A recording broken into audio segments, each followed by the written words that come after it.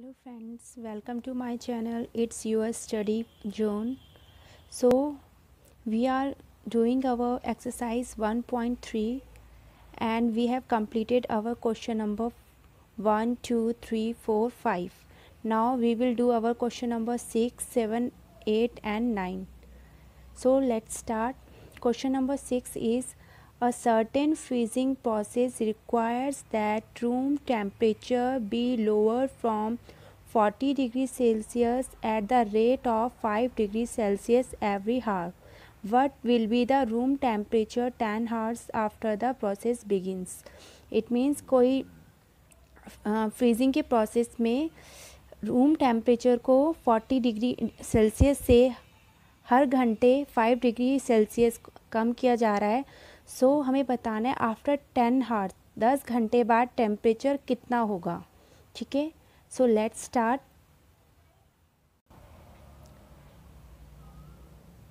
सो हमारा room temperature कितना दिया हुआ है 40 degree Celsius. 40 degree Celsius. Decreasing temperature every hour मतलब हर घंटे कितना टेम्परेचर हमारा लॉस हो रहा है 5 डिग्री सेल्सियस क्या हो रहा है कम हो रहा है. रूम टेम्परेचर आफ्टर 10 हावर्स मतलब 10 घंटे बाद हमारा टेम्परेचर कितना हो जाएगा. तो रूम टेम्परेचर करंट टेम्परेचर हमारा 40 डिग्री सेल्सियस है और हर हावर कितना चेंज हो रहा है 5 डिग्री सेल्सियस हमारा चेंज हो रहा है. तो हमारा जो टेम्परेचर है आफ्टर 10 हावर्स कितना होगा. तो 10 हावर्स 10 इंटू 5 डिग्री सेल्सियस क्योंकि हमारा हर घंटे कितना हो रहा है 5 डिग्री सेल्सियस हो रहा है. तो ये हमारा कितना हो गया 10 5 से माइनस का 50 डिग्री सेल्सियस. ठीक है, अब टोटल हमारा कितना था टेम्परेचर 40 डिग्री सेल्सियस. तो 40 डिग्री सेल्सियस को हम किससे माइनस कर देंगे 50 डिग्री सेल्सियस से. तो answer is minus 10 degree Celsius. Answer हमारा कितना आ गया माइनस 10 डिग्री सेल्सियस. तो आफ्टर 10 हावर्स हमारा टेम्परेचर कितना होगा आफ्टर 10 हावर्स क्या होगा हमारा temperature. Now question number 7 is in a class test containing 10 questions 5 marks are awarded for every correct answer and minus 2 marks are awarded for every incorrect answers and 0 for questions not attempted.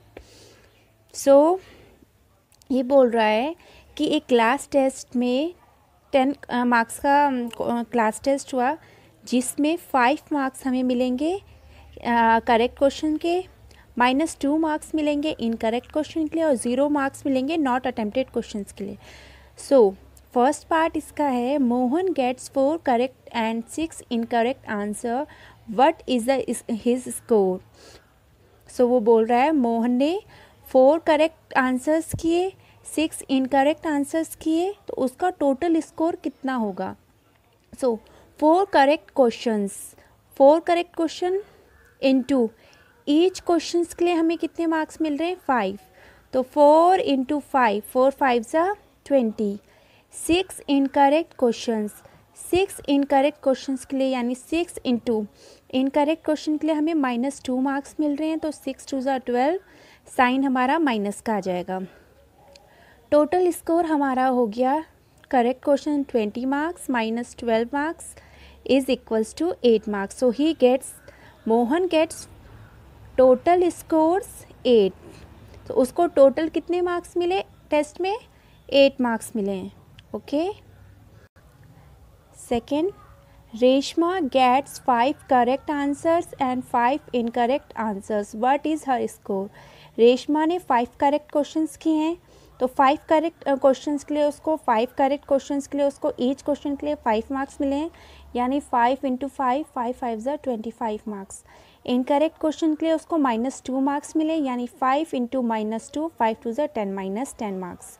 सो उसका total score हो गया 25 plus क्योंकि हमें total score निकालना है तो correct answers और incorrect answers को प्लस करेंगे. सो साइन इसमें माइनस का हमने पहले ही ले लिया है क्योंकि ये नेगेटिव है. तो माइनस 10 तो 25 minus 10 is equals to 15 marks. So Reshma gets 15 marks on class test. उसको क्लास टेस्ट में कितने मार्क्स मिले 15 मार्क्स मिले. नेक्स्ट है Heena gets 2 correct and 5 incorrect answers on and out of 7 question, मतलब Heena gets correct and 5 incorrect answer. कितने? 2 correct answers थे उसके, 5 इनकरेक्ट आंसर्स थे। उसको टोटल कितने स्कोर मिले? टोटल उसने कितने क्वेश्चन किए हैं? 7 question. C attempts what is her score? उसने टोटल 7 क्वेश्चन अटेम्प्ट किए हैं, जिसमें से 2 करेक्ट हैं, 5 इनकरेक्ट हैं, बाकी उसने छोड़ दिए। सो 2 करेक्ट आंसर्स के लिए उसको मिले 2 × 5 10। 5 इनकरेक्ट आंसर्स के लिए उसको ईच के लिए -2, यानी 5 2 ज़ा 10 -10। टोटल स्कोर उसका निकाल लिया 10 plus -10 plus minus minus, answer is 0। So इन सब मार्क्स में Heena gets 0 marks on class test. 0 marks class test में किसको मिले हैं? हीना को मिले हैं। नेक्स्ट क्वेश्चन है हमारा 8। A cement company earns a profit of ₹8 per bag of white cement sold. अगर सीमेंट कंपनी को प्रॉफिट हो रहा है वाइट सीमेंट का एक बैग बेचने पे, उनको ₹8 का प्रॉफिट हो रहा है, एंड अ लॉस ऑफ ₹5 पर bag of grey cement sold, और ग्रे सीमेंट का बैग सोल्ड करने पे, बेचने पर उनको ₹5 का क्या हो रहा है? लॉस होना है। ठीक है, तो इसका फर्स्ट पार्ट हमारा है a company sells 3000 bags of white cement and 5000 bags of grey cement in a month, what is its profit और लॉस? कंपनी ने क्या करे, एक महीने में 3000 बैग्स वाइट सीमेंट के बेचे और 5000 बैग ग्रे सीमेंट बैग के बेचे, तो उसका प्रॉफिट या लॉस जो भी हो रहा है वो हमें बताना है। So profit of 1 bag of white cement is ₹8 per bag, loss of 1 bag of grey cement is ₹5।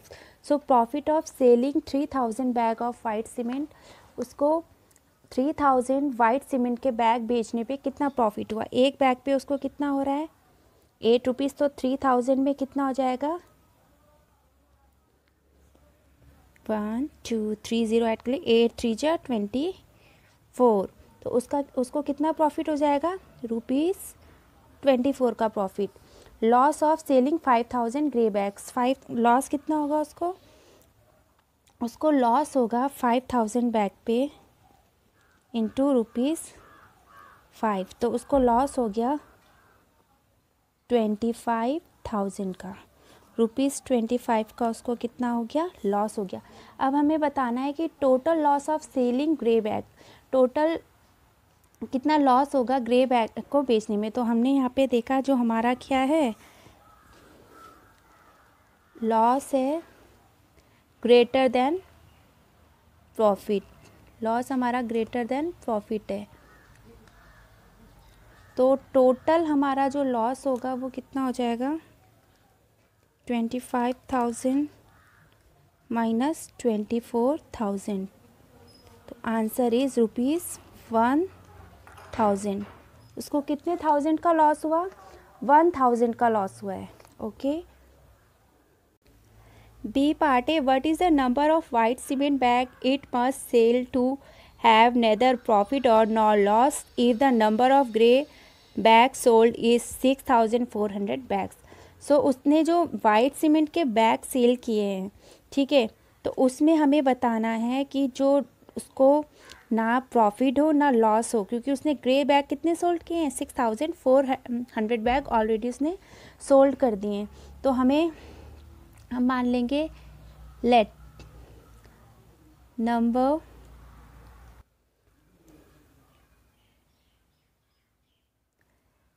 Number of white cement bag is x, उसको हमने x मान लिया, जो भी हमको प्रॉफिट हो रहा है। तो प्रॉफिट हमारा है, एक बैग में हमें कितना हो रहा है? 8, तो 8 × x 8x। अब हमारा जो लॉस है, हमें कंडीशन क्या दी हुई है क्वेश्चन में? लॉस प्रॉफिट के इक्वल हो जाए, ना कम हो ना ज़्यादा हो, इक्वल हो जाए। ठीक है, ये हमें कंडीशन दी हुई है लॉस प्रॉफिट की। सो हमारा 0, 5 4 ज़ा 20, 2 कैरी, 5 6 ज़ा 30 और 2 32। ठीक है, तो ये हो गया हमारा 32,000, हमारा क्या हो गया? लॉस हो गया। अभी हमें क्या मानना है? इन दोनों को प्रॉफिट और लॉस हमारे दोनों क्या है? इक्वल है। इट मीन्स ये कितना है हमारा? 32,000। ठीक है, इक्वल है हमारा किसके? प्रॉफिट के, लॉस प्रॉफिट के इक्वल है हमारा। तो इसमें ये क्या हो जाएगा, हमारा x इधर आ जाता है, तो ये हमारा 32,000 जो डिवाइड मल्टीप्लाई में होता है, डिवाइड इज इक्वल्स टू के मतलब लेफ्ट हैंड साइड से राइट हैंड साइड में और राइट हैंड साइड से लेफ्ट हैंड साइड जाने में मल्टीप्लाई में कोई भी डिजिट होती है वो किस में चली जाएगी, डिवाइड में चली जाएगी। जो मल्टीप्लाई में होगी वो डिवाइड में चली जाएगी। ठीक है, तो ये हम इसको 2 से भी कर सकते हैं, जैसे 2 1 जा 2, 2 6 जा 12। ठीक है, तो ये कितना आ गया हमारा 16,000 समथिंग आ गया है। फिर उसको वापस से 2 से करेंगे तो 2 4 जा 8, लेकिन हम इसे डायरेक्ट ऐसे भी कर सकते हैं। 8 1 जा 8, 8 2 जा 16, 8 3 जा 24, 8 4 जा 32,000। ठीक है, यहाँ पे हम डिवाइड करके भी कर सकते हैं। 8 4 जा 32। ठीक है, ये तीनों ज़ीरो इधर ऐड हो जाएंगी, तो ये हमारा आ गया 4000। ठीक है, तो ये हमारा कितना आंसर आ गया इसका 4000। ओके, नेक्स्ट हमारा है 9th question, replace the blank with the integers to make it a true statement. So इसमें -3 है इनटू, यहाँ पे 3 की मल्टीप्लाई किससे करें कि 27 हो जाए, तो 3 की टेबल में 27 कितने टाइम्स आता है, 3 7 जा 3 9 जा 27। तो ये माइनस है, तो यहाँ पे भी अगर हम माइनस लेंगे तो हमारा आंसर कितना आ जाएगा 27 -3 इंटू -9 माइनस माइनस प्लस 3 9 जा 27 आ गया। ये है हमारा 5 इंटू किससे मल्टीप्लाई करें हम कि -35 आ जाए, तो 5 की टेबल में 35 कितनी टाइम्स आता है, 5 7 जा 35। तो इसको हम क्या लेंगे -7, बिकॉज ये नेगेटिव है तभी हमारा आंसर क्या है, ये नेगेटिव। तो 5 7 जा 35। ये हमारा है डैश इंटू -8, 8 की मल्टीप्लाई किससे करें कि 56 आए, 8 7 जा 56। ठीक है, लेकिन ये हमें 8 को क्या लेना पड़ेगा, माइनस है ये, इसको प्लस बनाने के लिए इसको भी हमें क्या लेना पड़ेगा, माइनस लेना पड़ेगा, -7। तो -7 माइनस माइनस प्लस 8 7 जा कितना आ गया हमारा 56। ठीक है, नेक्स्ट हमारा है 12 -12 इज इक्वल्स टू 132। 12 की हम किससे मल्टीप्लाई की, 132 है, तो 12 10 जा कितना होता है 120। तो 12 11 जा करके देख लेते हैं हम, 12 11 जा 11 2 जा 22, 11 1 जा 11, 2 कैरी 12 13 कितना आएगा यहाँ पे 132। यानी 11 की हम किससे मल्टीप्लाई करेंगे, 12 की 11 से करेंगे पॉजिटिव 132, यानी -11 से करेंगे तो हमारा 132 आ जाएगा। अगर फ्रेंड्स आपको मेरा ये वीडियो पसंद आए तो प्लीज़ इसको लाइक कीजिए, सब्सक्राइब कीजिए मेरे चैनल को। और एक्सरसाइज 1.3 तक हमने क्वेश्चंस कंप्लीट कर लिए, नेक्स्ट वीडियो में हम एक्सरसाइज 1.4 करेंगे।